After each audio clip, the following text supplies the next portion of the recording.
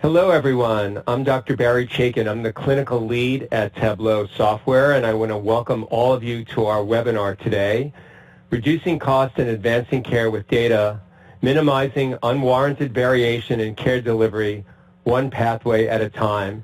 And I'm very pleased to have with us today Dr. James Pappas, physician, Associate Chief Medical Officer at Loma Linda University. I also, before I introduce Dr. Pappas, I'd really like to thank also Fusion Consulting, who've been very involved in supporting us here in this webinar. Fusion's team are experts at bridging the gap between clinical and analytical needs. They help organizations utilize data from transactional systems such as EMRs to help enhance clinical and quality outcomes. For more information, email Paul Meyer at info@fusionconsultinginc.com or visit their website, fusionconsultinginc.com/healthcare. I'd like to very much introduce Dr. James M. Pappas, who has nearly 25 years of experience as a healthcare leader and educator. He's currently Associate Chief Medical Officer for Patient Safety at Loma Linda University Health. For the past year, Dr. Pappas has led the clinical pathway development effort across 6 different hospitals, including university-affiliated teaching institutions, county facilities, and community hospitals. It is with great pleasure I introduce to you Dr. Pappas. Thank you, Dr. Barry, and thank you to Tableau, and welcome everybody. Good morning for most, and I think probably good afternoon for a few. Just to get right into it here, I want to say that what we're going to be talking about is really embodied in the subtitle, Minimizing Unwarranted Variation. It is our contention that that will lead to evidence-based care, and all sorts of good things follow when you deliver evidence-based care. Reducing costs is just one of them, and so I hope to be able to convince you of that as we go on. And the way that we're going to do that is via this particular agenda here.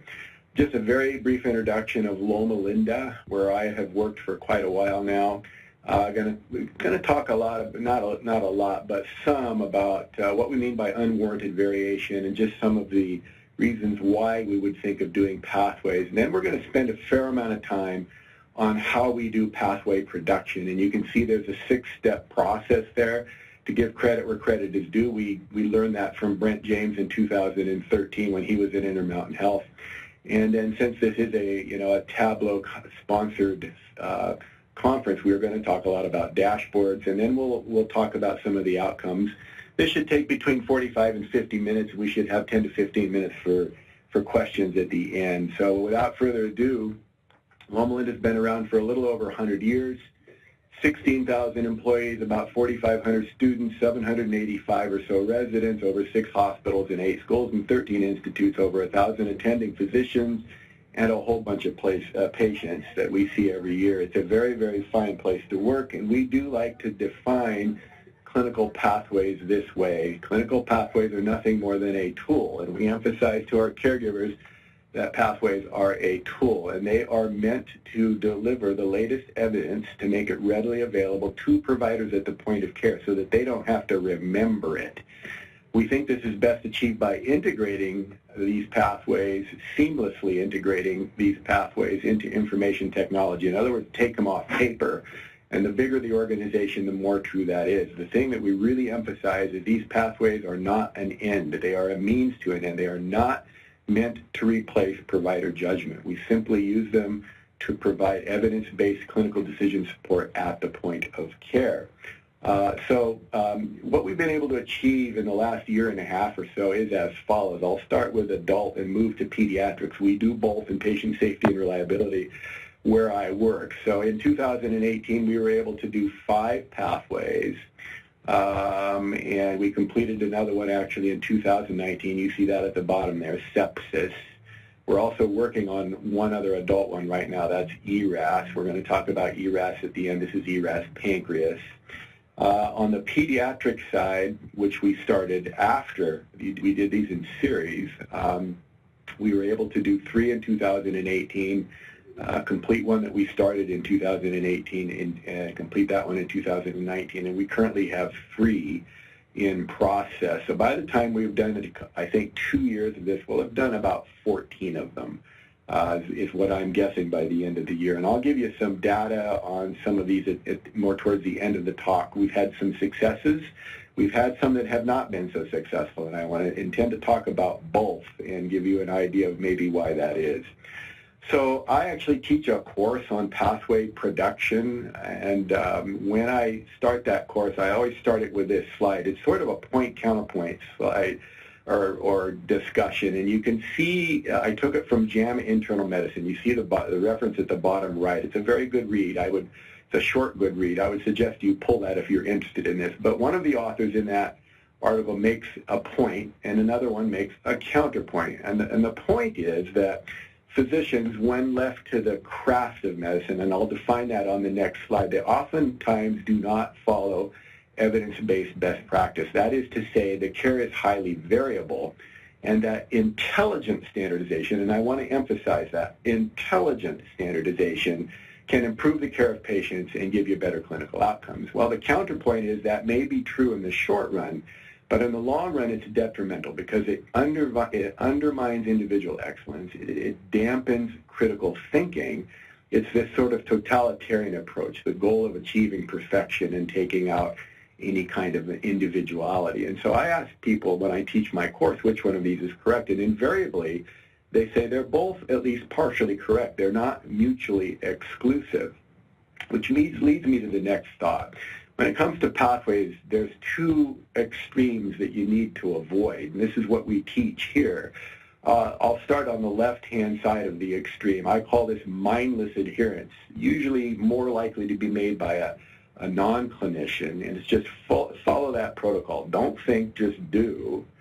And then there's the opposite one, which is what I call knee-jerk rejection. That's more likely to be made by a physician or a caregiver generally, but especially a physician. You know, this is cookbook medicine. Please do not bother me about this. And I would like to suggest that we need to find a balance between those extremes. A strong healthcare organization should allow these two things, standardization and the craft of medicine, to exist side by side, because there's strengths and weaknesses in both. So you have to try and bring out the strengths while guarding against the weaknesses. And we think that there's a lot to be gained if you can do that well. So I hope to be able to show you how we're trying to do that. Let's define the craft of medicine.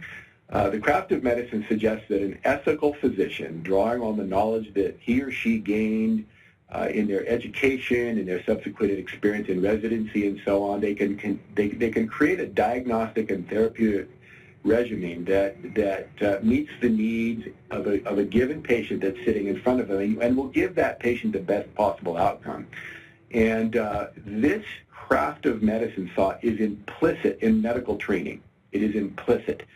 And the problem is that research calls it into question. And the reason that it does so is there's just a tremendous amount of variation in how we deliver care, and it can't all be right. It's hard to imagine that everybody is receiving optimum care. There's a lot of evidence for said variation, and I want to show you some from Loma Linda just to get us started. This is laboratory testing. This is how our clinicians actually order laboratory testing for congestive heart failure. This is the top 5 laboratory tests that are ordered for congestive heart failure. I have them listed at the bottom of the slide. I won't read them to you. We have 4 different groups on this particular picture here. We have the hospitalists only. They never work with residents. We have the hospitalists plus residents. They always work with residents. We have hospitalists who may or may not work with residents. And we have nocturnists. Each bar represents a physician. The higher the bar, the more tests that they order per encounter. And you can see that the ordering varies 3 to 5-fold. That's what I mean by variation. Everywhere we look, we find this kind of variation. And when I confronted the docs with this variation, they could not explain it. We'll come back to this, but I'm just here to say that variation exists everywhere you look. And it's very hard to justify most of that variation. So that leads us to, that's the introduction.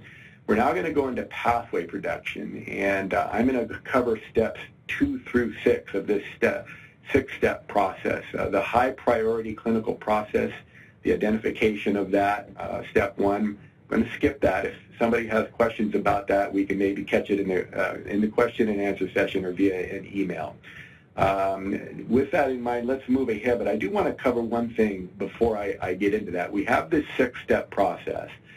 And the goal of this, as I mentioned in the title, is to minimize, not eradicate, because you can't eradicate, but it's to minimize unwarranted variation. What do we mean by unwarranted variation? Well, there's a type of variation that I call warranted. You could call that uncontrollable or necessary, whatever. It's the variation that the patient and the family brings with them, right? It's the pathophysiologic and the genetic and the psychological and so on. You can't control that variation, and your pathway has to allow for that variation. Because if it doesn't, then you can't deliver patient-centered care. The unwarranted variation is the variation that comes with the provider, and it's all providers. It's not just physician, but it's most pronounced with physicians because physicians write orders, all right? And that's a big deal. So that comes with our training and our experience. And I would like to suggest that if we can take this unwarranted variation and vigorously and continuously minimize it using a provider-friendly approach, a lot of good things will follow, not just decrease, but all sorts of good things, not just decrease cost, but all sorts of good things. So let's go ahead now. This is the big picture of how we do pathways. This particular picture is divided into 3 parts. On the top part is the process that we use. Big part number 1 is clinical build that has 3 subparts. Big part number 2 is information system build that has 3 subparts. Then we have a go live. We have a follow-up and troubleshooting to get the bugs out. And then once that's all done, we do utilization and refinement over time. And you can see the 6 steps that I mentioned in the previous slides, how they subdivide under that approach. And then under that, you can see the teams that are involved, patient safety and reliability, where I work. We coordinate the effort. The clinical team in the red line there, that's ad hoc and almost always interdisciplinary. Information systems joins us very, very early and has 2 branches, the application services and the analytics. We're going to concentrate more on analytics in this talk. And then finance, obviously, has to help us with the cost of care. So we'll be referring to this drawing a lot over the next 20 minutes or so.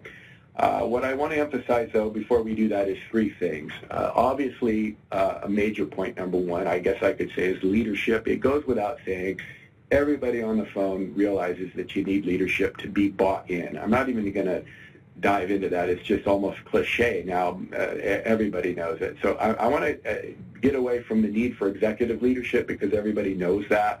And I want to talk about how we're trying to push leadership below that. We're sort of taking a service line model. We're trying to divide these pathways along service lines. So, for example, I have 3 of them listed there: cardiovascular, general surgery, and children's hospital. And some of the projects that we've done within each of those. We're taking a physician-nurse dyad approach. We're trying to find physician-nurse leaders who work well together, who can champion both at the service line level and at the individual diagnosis or project level. And it even goes deeper than that, though. I mean, once we get these projects or these pathways ready to go and we launch them, you have to be able to change behavior at the point of care, right? If you're going to move any dials, you have to change behavior at the point of care. And this means people at or near the point of care. You know, you got medical directors, unit directors, managers, unofficial influencers, you know, all of these stakeholders. You have to identify them, get them on board, get them trained. That increases your chance of a success when it's all said and done. So it's really worth emphasizing. If we don't have that leadership, and especially if we don't have a functional dyad, if we don't think we have a good physician-nurse leader dyad, we don't do the project. Even if it's a high opportunity pathway, we don't do it. So in order to mitigate that risk, we are training our own. This is a course that 2 or 3 of us actually developed. I was the physician lead on this and teach quite a bit of it. It's a 6-day course with 45 units of continuing education. It's directed at the physician and nurse dyad, but we've had IT in this course and others, and it's been very, very well received, and it's actually, of all the things I do in this, is the most fun thing that I do.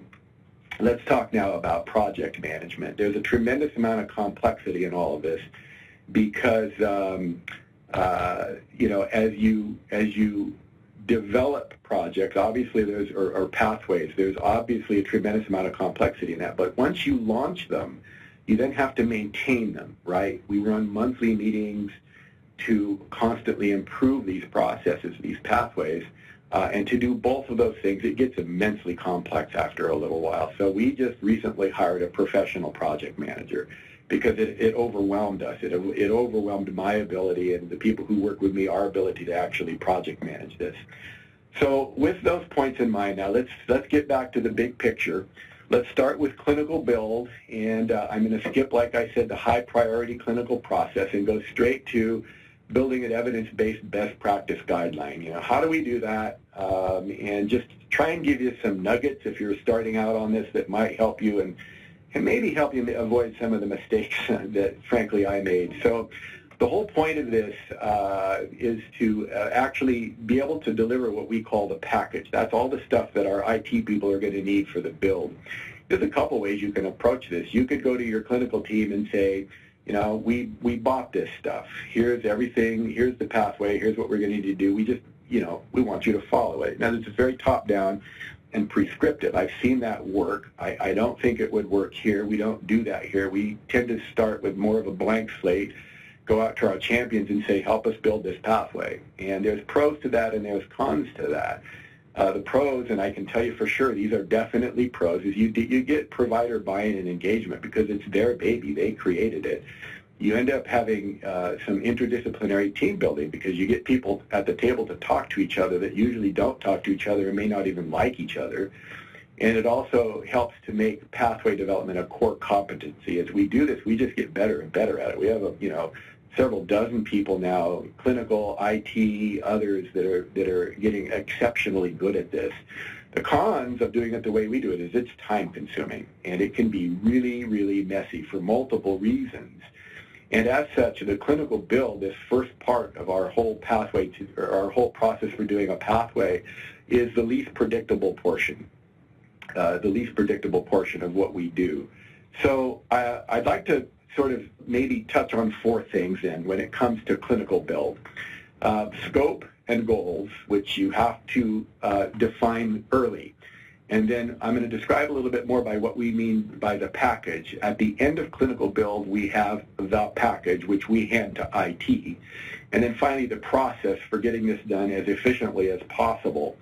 So let's start with scope. So for example, not too many months ago, I went to pediatrics and said, we're ready to do a pneumonia pathway. Well, you can't just say we're going to do a pneumonia pathway. You've got to sit down and define what you mean by that and scope it out. In other words, where does this start and where does it end?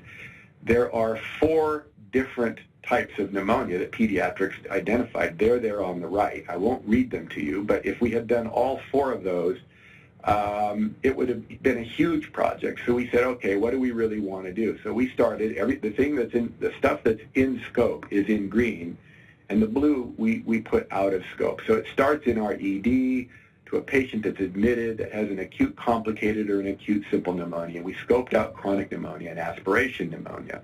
This is extremely important so that everybody knows exactly what you're doing. And then the other thing you have to do is guard against scope creep. Sometimes you define the scope and then it just unofficially starts expanding. That is also something that needs to be guarded against. The other thing is goals. Define your goals early. Sit down with the team and say, what are your goals for this? What are you trying to achieve? For pneumonia, our infectious disease doc said it's taking too long on complicated pneumonias for our docs to drain a pleural effusion.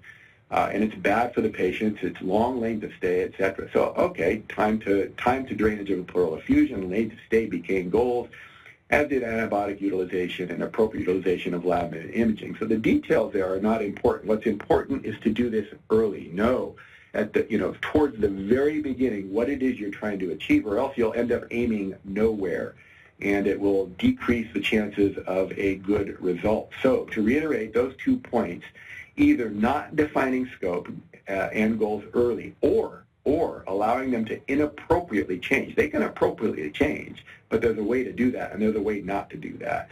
This will increase the probability of a poor outcome. If your scope is too big, it consumes a lot of resources. It can deplete your resources. It will wear everybody out, and it will test the patience of the project team. If the goals are not defined, it's difficult to concentrate your effort, and it's hard to know what to measure.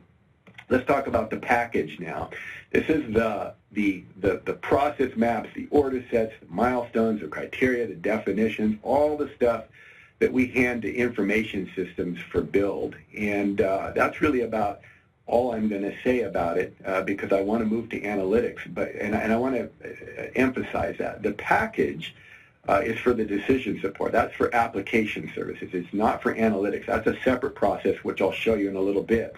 But what I do want to mention is, what's the best way to get to the package? Because it involves a lot of people with a lot of opinions, and I sort of have research, first draft, final draft, and I make it look linear. It's not linear. It's iterative. It's creative. It's at times frustrating and messy, but it's also kind of fun because in healthcare, this is kind of what we signed up for.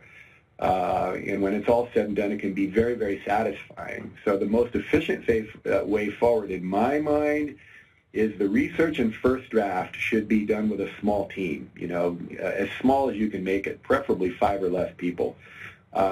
Get something that's ready to go, and then pull in your key stakeholders, which means you have to be able to define your key stakeholders, have them look at that first draft, tweak it, and get a final draft of all of that stuff, and now you're ready to send the package to IT. Key stakeholders have to feel as though their views have been heard, or else they'll be a lot less accepting at go live. In order to do that, this is something I picked up on that I just find kind of interesting. One of the things we teach our people is how to run a meeting, and one of the things that makes meetings go south is arguing over details that don't matter. This is Fredkin's paradox, basically.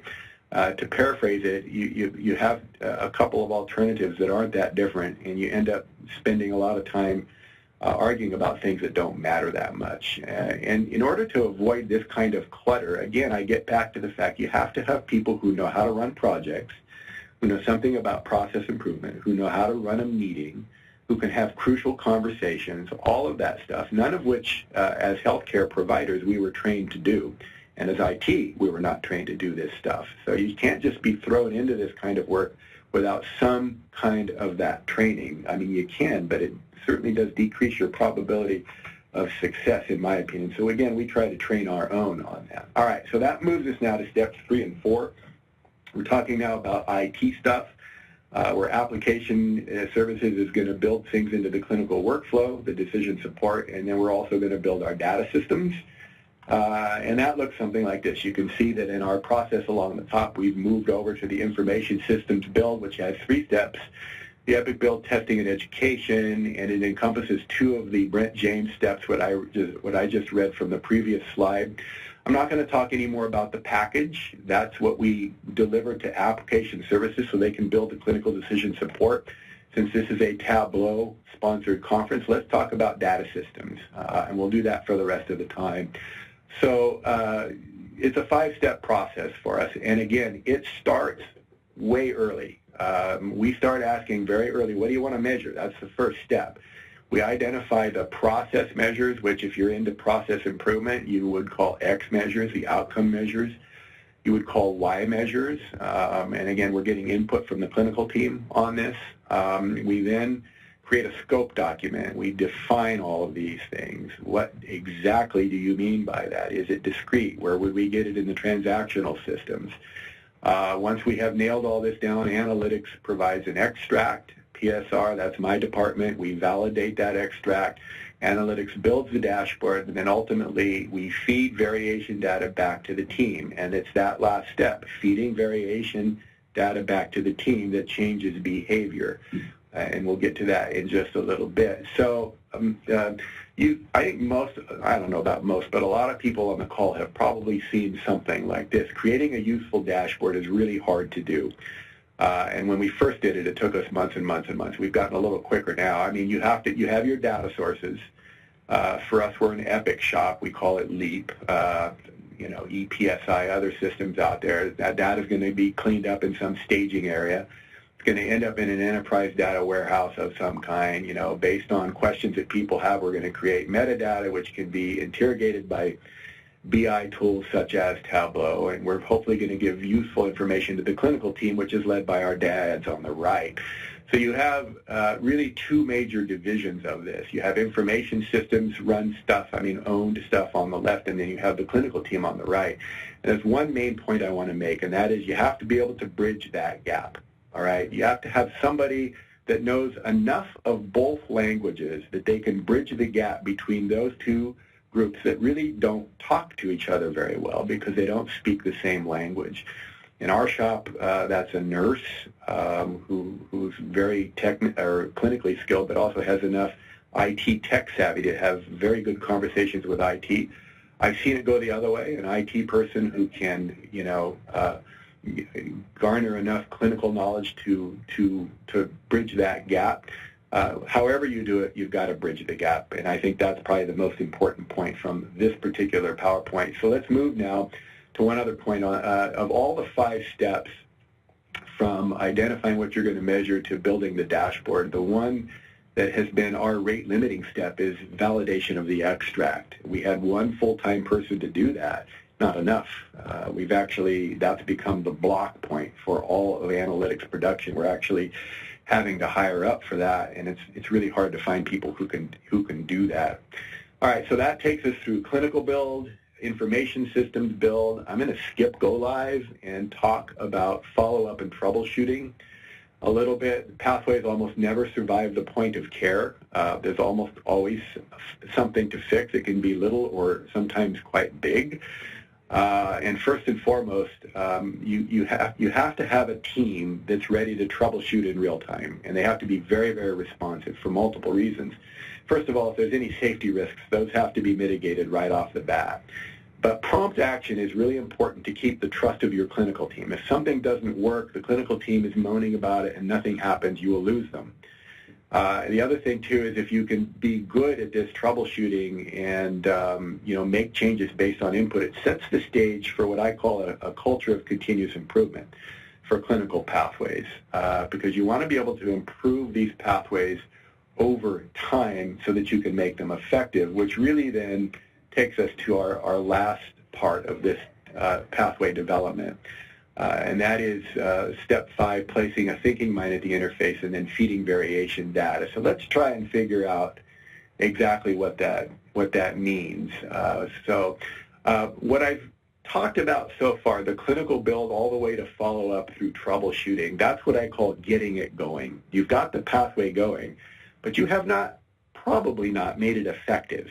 All right, making it effective is a different thing, and it's something that never ends. It's something you do after you go live with a pathway, and you keep doing over time. And there's a couple of steps: placing a thinking mind at the interface, feeding variation data. Let's take the thinking mind first. What do we mean by that? What's the interface? Well, the interface is between the pathway and the patient. And this is a key point. Like I mentioned before, a pathway is a tool. As such, it's not meant to replace provider judgment. And the point that we make is that no pathway ever fits every patient. So that thinking mind, the first question they should ask is, does this pathway fit this patient? If not, don't use it. And even if the pathway doesn't fit the patient, it will not, or even if the pathway does fit the patient, it will not perfectly fit the patient. They will still have to vary from it some. The idea then, though, is to take that variation and study that variation and to make improvements based on that variation. That, I think, is how you have a provider-friendly approach to pathways, I think, when you can do that. Moving on now to feed variation data back. Well, I come back to that Pareto chart that I showed you before that we discussed with our hospitalists. That's what that is, right? I mean, it's every physician, their average number of tests ordered per encounter, and, that data is hopefully reliable, pertinent, properly displayed, and we think that it can change behavior if it is. And sort of this feeding variation data suggests that the variation exists between peers, and those peers can be internal peers, that is this data, that's all of our hospitalists compared to each other, or it can be external. We could compare ourselves to UCSF or Stanford or somebody like that. etc. But that is ultimately that feeding variation data back to the providers is how you change behavior. All right, let's talk now. So that takes us through pathway production. Let's talk now about dashboard analytics and outcomes. So with that in mind, dashboards. So we actually had a great deal of internal talent for doing the clinical decision support, but we had to go out and buy the dashboard expertise, and we actually found a very good organization. I won't mention them publicly here, but if you are interested in who that might be, you can certainly email me, because they were and still are very helpful to us. But we have developed an approach to dashboards over time that is what I would call similar. So for example, this is pediatric asthma. And when you open the pediatric asthma dashboard, it basically defaults to this page right here, and this is what we would call the outcomes data. This, if you're into PI, this would be the Y data, the outcomes data, the lagging measures, if you will, and it looks the same, not exactly the same, but similar, no matter whose dashboard you open. And I'll show you some examples of that a little bit later as we look at other dashboards. The other thing, like I said, is the details, or at least like I alluded to, the details do tend to vary. So if you look at the tabs there, we're on the overview tab right now, but those tabs, as you move from left to right, they look at other types of measures, many of which are process measures. And those tabs, though similar on other dashboards, will vary. So it's difficult to create these dashboards from scratch. The first one took us, I don't know, a half a year or something like that, but we're getting a whole lot better at it. And one of the reasons we're getting better at it is because we keep them similar. We don't recreate the wheel every single time we start a dashboard. So here's another example. Here's colorectal surgery. This is the overview, the front page, just like on the last one, but you notice it's a little bit different because we added one more measure. In the lower right-hand corner, we added complications. And again, this was at the request of the clinical team. They said, we're very interested in a particular complication called ileus because this will hugely affect our length of stay. So we want that as an outcome on our very, very front page. So yes, we have a similar approach, but we will bend it this way and that depending on the input that we get from our providers.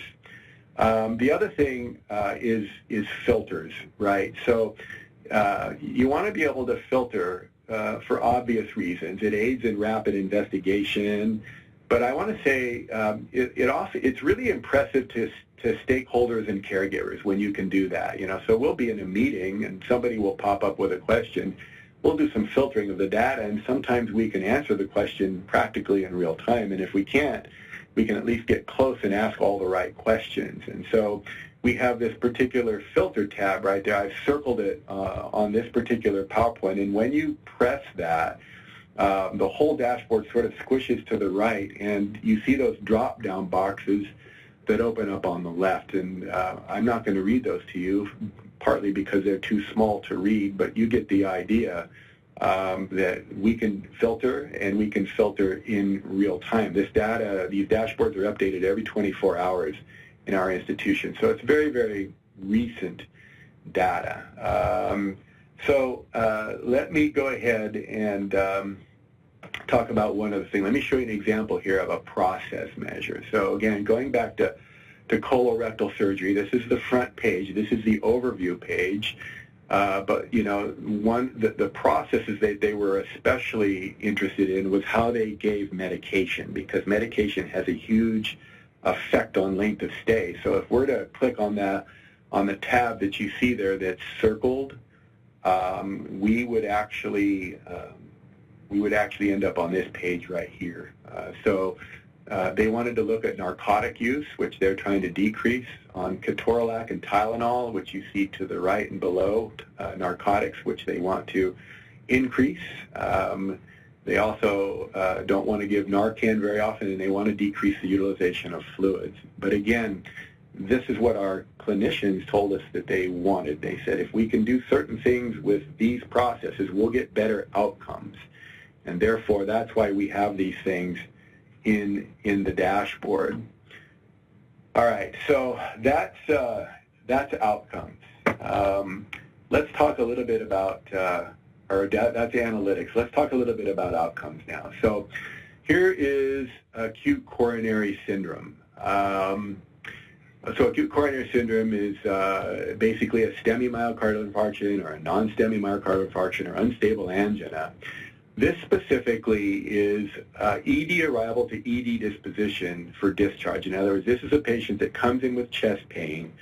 They are worked up for a myocardial infarction. It is ruled out and they are discharged. So this is what I would have called when I was in residency, rule out MI, and they now would call this, I guess, treat street. Rule out MI, treat and street. So on the x-axis is time, on the y-axis in months, on the y-axis is actually time in minutes. And you can see order set and then care path implementation. Just with the implementation of the order set, we got improvement. And then the implementation of the care path, we've been able to maintain that over many months now. We had a 33% decrease in the amount of time it took to rule out an MI in our ED. And this is on about 300 patients per month. I wish I could give you the financial benefit of that, but I have not yet been able to create an effective partnership with finance in order to give those numbers. In about a month, I think that will be solved, but at this point in time, I don't have good ROI data. I wish I did. But we did see a 33% decrease in length of stay for rule-out MI. Now let's look at some of the process measures that may have contributed to that. This is the median time from arrival to EKG, complete and read by provider. So you can see, again, the order set implementation, the care path implementation, a lot of variation. And after the order set and care path implementation, we were able to decrease the mean length of time, but even as important, to decrease the variation, the standard deviation around that mean.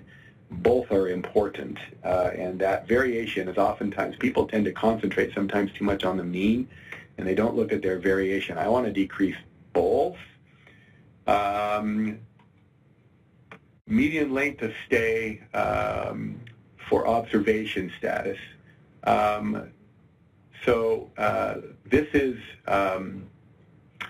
This is a patient that's in the ED. They're too sick to be sent home. They're not sick enough to be admitted, so they're going to get a cardiac stress test.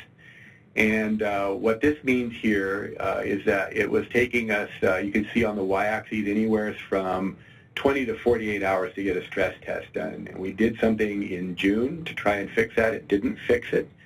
We stepped back and retooled and did another project and implemented that in October, and we got very, very good results from that. The next thing is colorectal ERAS, and I don't have data going back far enough. I will just tell you that our length of stay before this project was a little over 6 days. The benchmark is 5.6, and our current length of stay is 5. We cut off a day in length of stay, and coming back to some of the things I mentioned earlier, a big part of that was by decreasing our narcotic use. You can see that on the bottom left. At the same time, our non-narcotic painkillers went up, as they should, and our complication, ileus, which is one of the main complications of narcotic use, actually went down. And then pediatric asthma. To make a long story short, we had a 15% decrease in length of stay for pediatric asthma. We started this in around a little bit before October. And again, the central tendency, the mean and median went down, and also the variation around that also went down. Let's talk about one that didn't work as well. Here is congestive heart failure, and I just invite you to look at the upper left-hand corner. That's the length of stay, and you can see that the expected is in red and ours is in blue, and it's wildly erratic and and well above the expected. And so we've really looked hard at this because we've had this pathway in place for a year. We've been constantly improving it, but we haven't gotten good results from it. And what we found out is that people generally aren't using the pathway. They're using the admission order set 50 to 60% of the time. But for example, laboratory testing is not being ordered from the pathway. These bar charts here show the orange are ones that are not being ordered from the pathway, and the vast majority of laboratories are being ordered a la carte. In fact, people generally, other than the admission order set, aren't using the pathway. We're not sure exactly why that is, but we think it certainly is contributing to this variation because we have a lot of decision support that would flatten this variation if, in fact, they used the pathway, but they're not. But by virtue of the fact that we have analytics, we've been able to identify this variation in laboratory testing. We're working with people to try and minimize that. We also know what our length of stay issues are. We've identified 2 issues, under-aggressive diuresis, and I would say misuse of the IV to PO switch. The way that they do that could be improved. So we're working with our team on both of these areas to try and make improvements. And we're confident that we will be able to do that over time. I want to say that analytics, without them, we would not have been able to discover this and to get to root causes as we think we have. Lessons learned. Last slide. What did we learn through all this? What would I like to pass on to everybody here? A trained and engaged physician-nurse dyad is absolutely essential. You have to have that leadership, not just at the C-suite, but in the middle and even at the point of care. Dashboards establish goals for the pathway early.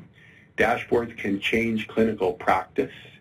And the EPIC care path versus the pathway versus other EPIC tools. What that basically means is that whatever hospital information system you're using will have different tools.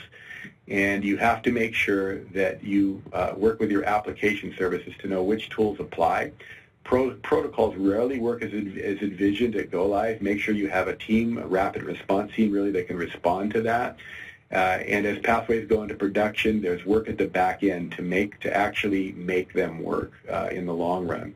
And then professional project management is a must. Validation of dashboards is rate limiting. And finally, provider availability. We don't pay our providers to do this. They do it in their spare time, and that can be a bit rough, but it's worked so far.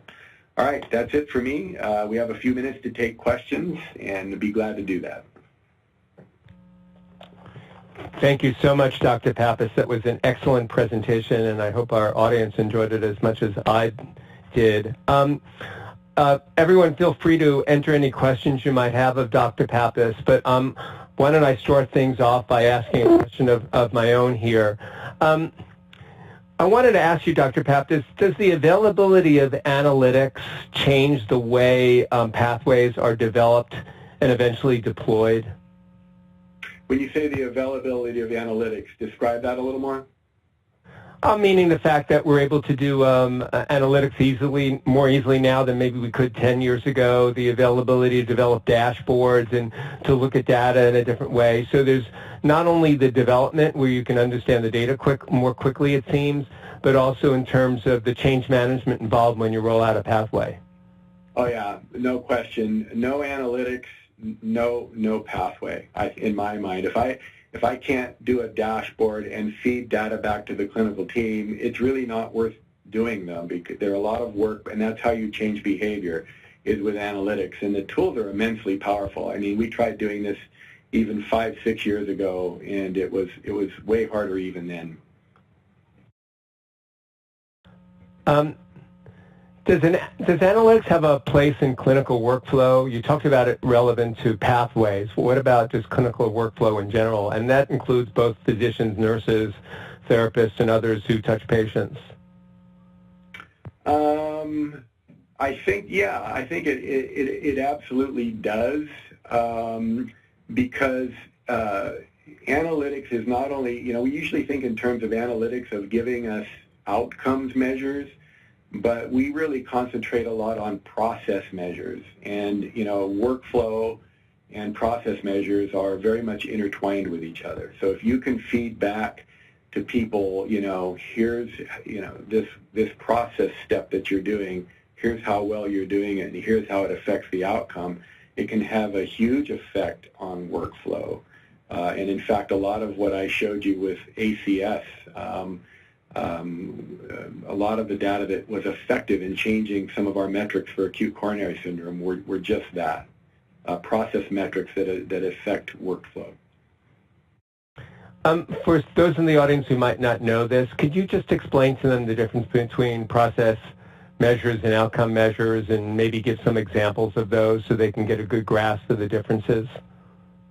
Yeah, so let's use an example of readmission. So if I have a congestive heart failure patient and I'm going to do an outcome measure, this is some measure that measures the overall sort of functioning of the process. That could be length of stay, that could be cost of care, but let's think about readmissions. All right, readmissions is an outcome measure. If I want to, a process measure is picked.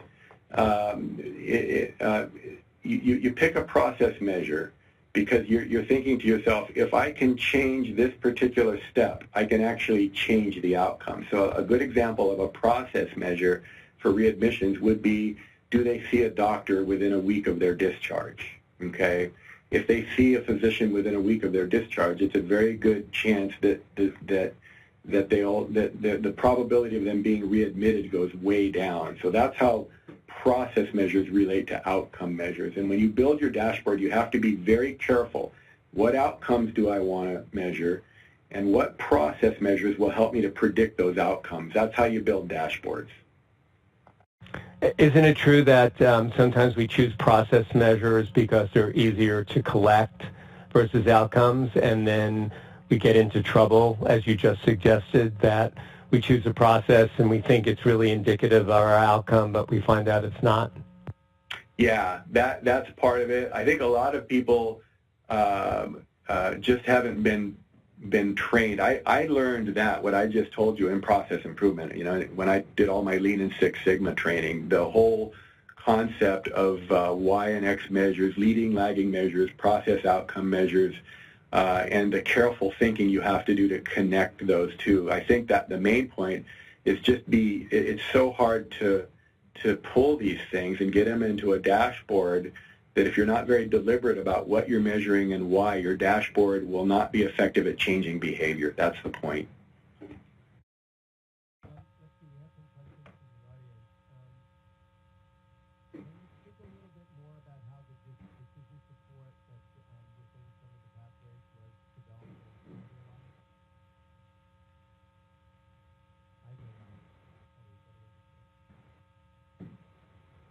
I'm sorry, I was on mute. Can you speak for a moment and describe how the decision support was developed and idolized? How did you think of the ideas and put them together to decide the decision support within the pathways? So the decision support within the pathways, I missed the first part of your question. Say it again, the first part. Yeah, I wanted to know, one of the attendees was asking how the decision support was developed and created, and how you thought about putting that all together. So that basically comes down to scope and goals. So let's go back to the pneumonia question. So I've got this, I'm going to do pediatric pneumonia. I decide what I mean by that. And then I ask the question, what are your goals? What are you trying to achieve with this? And so let's take an example. They say, it's taking us too long to identify and drain a pleural effusion. And okay, so that becomes one of our goals. And then we say, how can we place decision support in there such that a physician will not have to remember what antibiotic to use, the process for trying to get people to help drain that pleural effusion, all of that stuff. Then we try to put in decision support. But that's because we know what the process is, and we know what the goals are, and then once we know what they're trying to achieve, we can help them to build decision support. And that's where you've got to have the IT people and the clinical people in the room at the same time, and you have to have people who can bridge that language gap between them, okay? And that's where we hash those things out. Do you have any specific goals relating to achieving a specific level of Six Sigma, or are you just focusing on minimizing variation just in general? I think it's more the latter. We think of it in terms of, and I think it's that way because I don't really have a good feel, an external benchmark for what the former would be. You know, I'm going to do a 4 sigma or 3 sigma or 2 sigma improvement. I think we approach it more in terms of continuous improvement. We're constantly trying to make these things better. So we meet every month. Once we get these pathways going, we meet every month with stakeholders. We throw up the dashboard, we go over that, and we're constantly tweaking and making improvements and trying to make things better. And it's that culture of continuous improvement that we're really trying to enculturate, for lack of a better word, and make just a part of our environment here. You talked a little bit about dashboards, obviously, through the entire presentation. How do dashboards help hold the gains after you've achieved a certain level of improvement? I think that it's essentially just feeding data back to the point of care. So again, all of this stuff, everybody that's listening to this knows that we're trying to change behavior at the point of care. It really comes down to how and what physicians order, how and what, or how people do their work to carry out their orders. It's really the nuts and bolts stuff at the point of care. And so if it's like anything else, once I implement a change and I've got an improvement, and if I walk away from that and I don't follow it over time, it will regress to, it will regress to where it was before, because getting these things going is hard, and maintaining them basically means that I'm constantly looking at data, and when I see it slipping, I'm going to bring that back and say, do we have new attendings? Do we have new residents? Do we have turnover of nurses? Are people being trained? Are people just losing sight of these pathways? Don't think they're important, whatever the case may be, but it's constant vigilance, and it never ends. Isn't that one of the problems with continuing medical education, continuing nursing education, is that holding the gains? Probably one of the most difficult things we do when we want to do change management and process improvement, would you say? Yeah, it is. If I understand the gist of your question, we don't train this stuff. I did not learn how to do this stuff in medical school. I got an MBA, and I did not learn how to do this stuff in my MBA. I learned a lot of good stuff in my MBA, but I did not learn how to run a meeting. I did not learn how to have crucial conversations with people. I did not learn project management. I did not learn performance improvement. I had to go out and learn that stuff on my own, and all of those things are key skills to do this. Absolutely. Somebody, one of our attendees asked, any machine learning or artificial intelligence utilized in developing the dashboards or developing the pathways? Not yet. We're not that far along. I will say that it is a lot easier to do this. The research part isn't near as hard as I thought it would be, because there's so much stuff now on the web. With organizations like Up to Date and professional societies, and especially like if you're doing children's hospital pathways, other children's hospitals are extraordinarily gracious in just putting their pathways out there, and you can just borrow from them. So the research isn't near as hard to do as I thought. But as far as machine learning, we're not that advanced yet on these things. I have one last question. Can you describe a little bit about how providers, nurses, other clinical people might use these dashboards, and what type of flexibility they have in doing things like filtering to cater to specific patient populations or disease processes? Or do they just go ahead and look at the dashboard and it's relatively static without the ability to do any of that special filtering or customization? We're trying to make it as available as possible. So, and it kind of depends. But for example, our pediatric medical director, she said, I've got all these hospitalist physicians, and I want them to be able to see their data. And our legal team was a little uncomfortable with them seeing some of the financial data, so we sort of segregated that.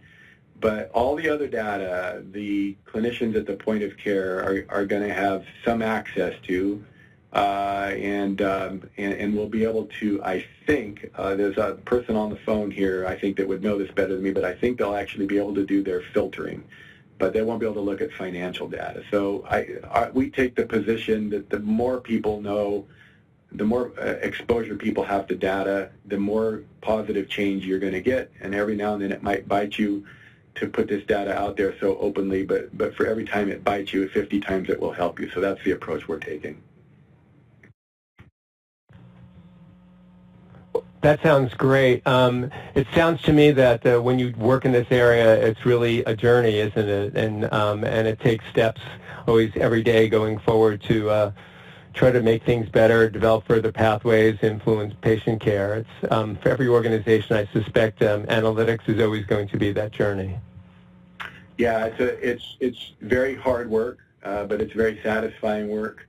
And partnering, getting to know, we have an analytics team that helps us from the outside. It's been a real pleasure working with them and getting to know our own analytics team better, and all this interdisciplinary work. That, for me, I love that. It's just been great. Well, that's great to hear. I want to thank you on behalf of Tableau, Fusion Consulting, and of course all of our attendees. I want to thank you, Dr. Pappas, for your time today, for that most excellent webinar. And for all of you attendees, I want to thank you for taking the time to listen to Dr. Pappas today. I want to just remind you of a couple of things.